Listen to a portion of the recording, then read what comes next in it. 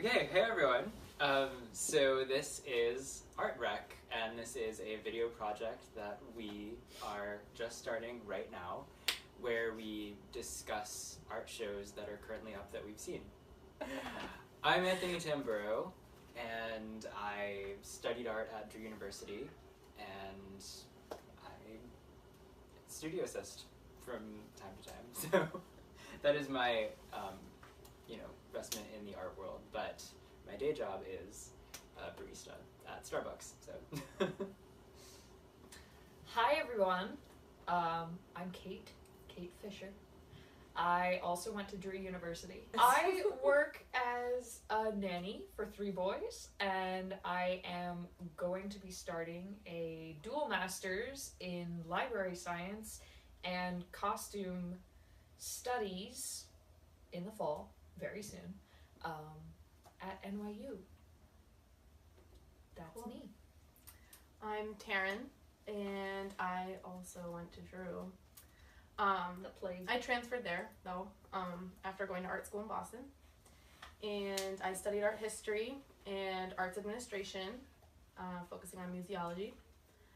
So hopefully someday I get to work in a museum. But right now I am a marketing coordinator at a engineering consultant firm in Manhattan. So I do a lot of design work, don't worry. I'm doing some art.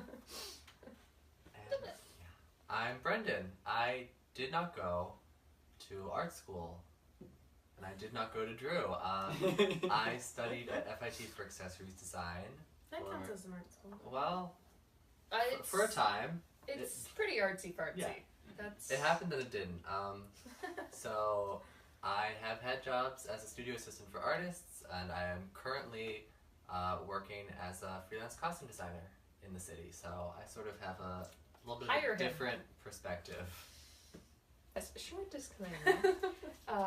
We do not have any vested interest in the galleries or artists or topics we are discussing here today, other than we are here to speak art together.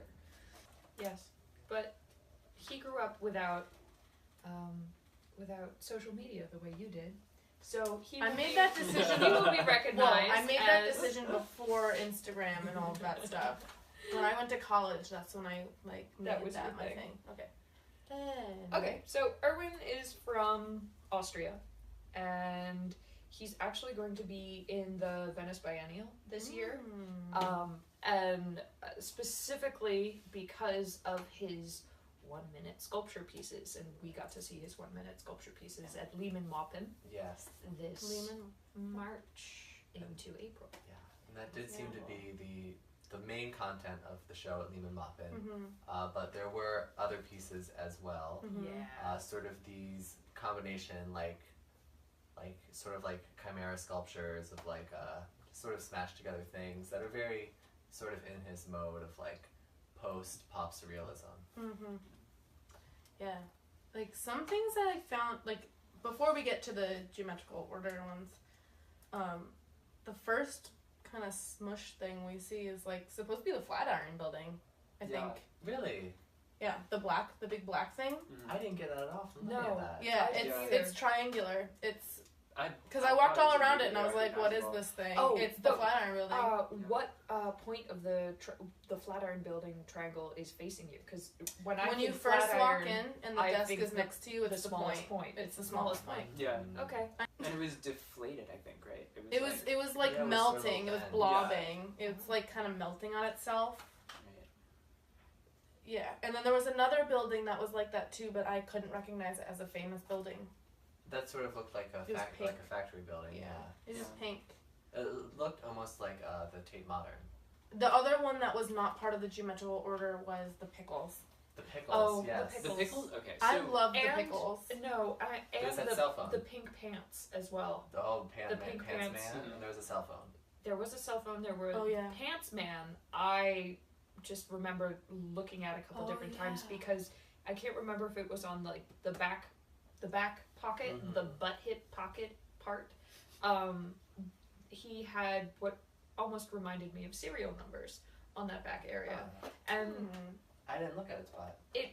well, of course you have to. I look kind of at like it, but- skipped over it. I'm like, oh, that's just one of those Well, that's typical the thing. weird It's Erwin Wurm When things. I when I walked in, I found it a little bit difficult to relate what was going on with the 1 minute pieces to like the other sculptures. And then I was like, why are these here? Like, what's kind of... I ignored the sculpture because I didn't see any context between the two. And actually, other than being in the same room. The timeline of those pieces, were they made at different times in his career? Now, I know he has a lot of museum exhibits coming up that are solo exhibits, which that's great for an artist. But I think he has something like 3 or 4 that are coming up internationally. Yes. In this year. They are made at very different times. So this is the 20th anniversary of the 1 minute sculptures. Yeah. And these. So this is the highlight tour of the 1 minute sculptures. And the cast bronze works are all from the last 2 years. So those are the more recent. Well, that makes sense because when we saw them in 2013, it was like the hot dogs making out. And that was Erwin Wurm. Yes, that was Erwin Wurm. That was the first Erwin Wurm I ever saw, and my first ever art critique I ever wrote. I know he had a small ottoman, and then he had what was a really skinny scrubby sponge. Dirty as well. Yeah, well that's because everyone's forehead was up against it. Yeah. But I even though he embroidered a visual description of what you were supposed to do, I didn't get any of that. Well, it also states in the press release that when they are done specifically the way that they're intended to be done, that's when they are their most effective. The 1 minute sculptures only come into existence if the public follows precisely the instructions of the artist and free will has a low priority. Yeah. Well, that I really love the idea when they're talking about how free will has a low priority, because I feel like that juxtaposes Erwin's idea about how you have to you have to relate to the pieces bodily. Yeah. You have to create an active moment, and that active moment of, oh God, should I actually touch this? Should I not touch this? Creates insecurity. Yeah. Well, that's the whole point. It wants you to feel insecure. But that's what I love about it, because even in the press release, they're saying that you have no free will. Right. But yet I personally was feeling so insecure because I felt like I was expressing my free will, and I'm not supposed to express my free will when I'm observing artwork. Right. To make a sort of interactive artwork, and where you specifically say there is a right and a wrong way to do this. Yeah. And the right way to do it is not something that's explicit. Yes. If you do it wrong, then you're just doing it wrong. Yeah. Yeah. Exactly. But also, there's the thing that I love about how ambiguous he is when he does his descriptions. Why there is no wall text. I just love wall text, but he's ambiguous. So in a way, you don't know if you're really doing it wrong, right? Because, looking at the ottoman with the sponge, just by having a little embroidered picture, you can interpret that in any way you want. It almost kind of looks like they're smushing faces together, and there is no sponge between their faces. Yeah. I love that. Right, which I suppose is to make this sort of commentary about how the way you take away free will from people is not by telling them what to do; it is by making them insecure. But yeah, I mean, when I was there alone, and so I was like, I saw a picture of Kate with her legs through this thing, but I don't feel like I could do that by myself. Like, I'm the type of person who gets yelled at in museums for touching things and taking pictures of things, so I didn't want to do it, but there was one table with the light over it, and I actually took a picture of myself doing it. I took a selfie, and it was really hard to do, because it's like just me trying to take it was embarrassing, and that's part of the insecurity. I felt embarrassed participating and then also documenting my participation. That's interesting when you think about Well, going alone versus going with someone else. Yeah, Because yeah. me If and I Anthony had been went with together. any of you, Exactly. I would have been like, first And- person Yeah. to Yeah. like jump in there because I And love. there's she almost, would be like- the first person to touch, and I would be the first person to yell at her for touching. Yeah. Right. There's almost like this element of humor too, because Right. when you're with someone else, like, oh, like this is so funny, like, Right. haha, look at you, I'm taking Oh. pictures Yeah. of you. Yeah. When you're by yourself, it's like, I imagine it'd be a very insecure experience. Right. Because the only other person there is, of course, the gallery attendant. Right. Who is watching She's you. just like staring Just at you. watching and secretly judging, you know. Well, I mean, like that also has to do with what he wanted to was to make you feel insecure, and like it says, Right. provoking one's own insecurities. Right. Right. Which, like, I mean, Oh. not to get too personal in the first episode, but I didn't feel comfortable going there by myself. Right. No, yeah. It was weird for me. Like, I don't know why I just can't be alone. Maybe. That's Like, that's That. sort of that. that's deep, but But that is something that I feel too when I go into, well, you know, just a gallery setting alone. Yeah. Yeah. It's like, oh, like, am I even supposed to be Supposed to here? be here. Like, Yeah. you know, like you ring a doorbell and someone buzzes you in, and it's just you, and like they're sitting at a desk, and Yeah. it's like sometimes it just feels very like. Yeah. Like, I feel like I didn't even take Yeah. my time to fully contemplate the art because I was so insecure about being there by myself that And being Yeah. watched. and being watched, Mhm. did I just run through and take pictures and leave? Or did I Right. embrace the artwork? well, I think this is great though because that going from the ideas of not having free will to feeling insecure Mhm. then takes us to is it yes, it's participatory art, but are we to view it alone or are we to view it in a group? Right. The It's one definitely not something they mentioned. no, not at No. all. I would wish I would think want to that's- pose that But I question feel to like him. that's Yeah. a sub branch of the insecurity that's created. Right. Is who you're with when you're feeling Right. insecure. Well, I don't feel insecure around people who are my friends.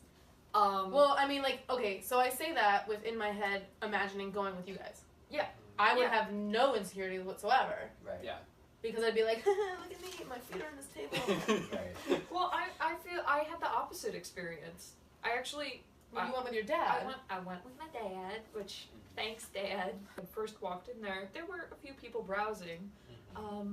And then I started to feel less intimidated about going up and touching things because there weren't as many people there. Yeah. And then, I get both of my legs into the coffee table Mhm. and start holding it up, and in walk a huge tour of people not speaking my language and not understanding why there was a girl on a plinth with holding a coffee table around her legs. And then I started to explain why I was Yeah. doing that. But in the middle of my explaining, I think, oh wait, they have no idea what I'm saying. But I'm still gonna do it. No, I felt that was this tangent does relate to what I was talking about, versus, feeling alone and feeling insecure, and then being in front of a group and feeling insecure. But I felt more insecure before I touched the pieces than finally when I was touching the pieces and viewed by a crowd of people who had no idea what was going on. Yeah. So, Here's my question, though. Did you hold it for the full minute? I probably ended up holding it for Much Because longer. it says that in the thing. It's like My- you're supposed to hold it for 1 minute. On the coffee table, it does say do for 1 minute. Yeah. Yeah. for 1 minute. my legs were in the piece, but I don't think I was holding it for a full minute. My legs were in the piece, and I was talking to people about my views of what I was doing and how I was doing Right. it for over a minute. Oh, okay. Well, so you have to. I had center stage on my little white plinth there. See, I held it for a minute. Yeah. I had Anthony set a timer on my phone. That's- I was Oh. like So what? fully participatory. So what happened during that minute? Like what? Yeah. Yeah, what was your thought process throughout that minute? Because I feel like maybe if I had been brave enough to do the table one, I would have stood there for maybe like 10 seconds and, And then then like, just that chicken. was- oh, I okay, did yeah, that. and then chicken Oh, out. chicken shit. Well, in a way, I was Right. just talking to Anthony. Yeah. He was like, "Oh, how do you open the camera on your phone? I'm gonna take a picture."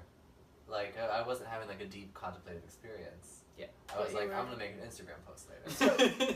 Do you Or think a that screen. sometimes like the Instagram, the photography kind of becomes like a buffer for actually having to like confront Yes. this art that's like Yes, Maybe. absolutely. I know because that. that's what I feel when I walk into a gallery and I'm just like uncomfortable. I'm like, if I take my phone out, like there's a reason I'm here, you know? Yeah, Like, I It's a don't have to, like, validation. look It's at- validation. Yeah. See, You know, I know. don't feel that motivation when I'm alone. If I'm going to galleries alone, I rarely take pictures. Yeah, you're there to soak in the Oh, I took information pictures like a sponge. specifically for the blog.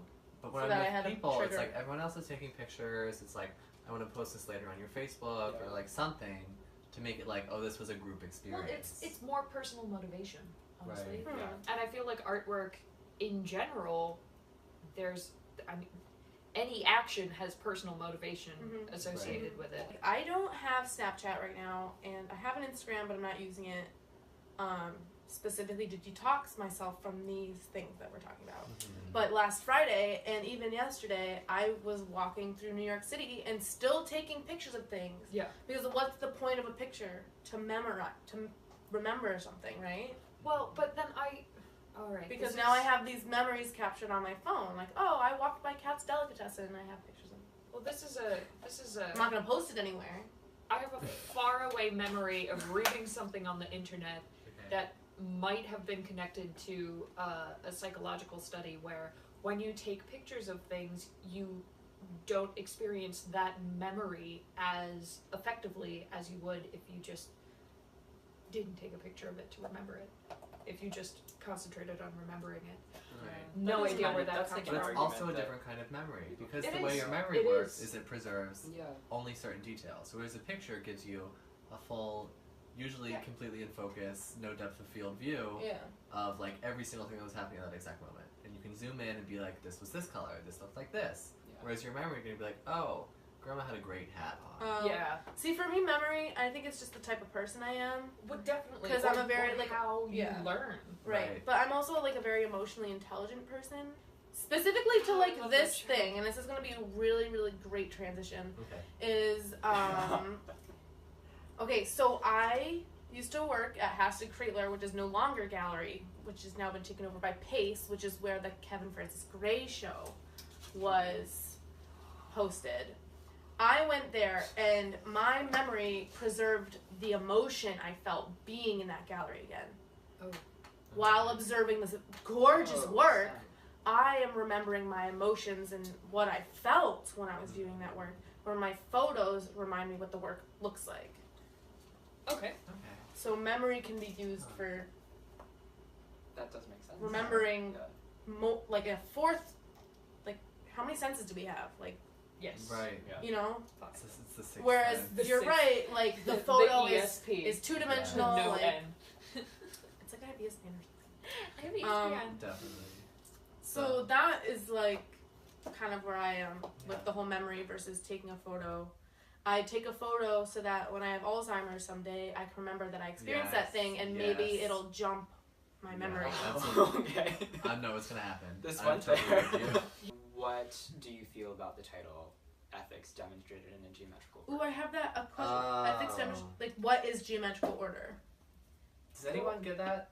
Okay, my interpretation of ethics demonstrated in a geometrical order doesn't have anything to do with geometry, but it has to do with shapes taking up space, which in an idea is the basis of geometry.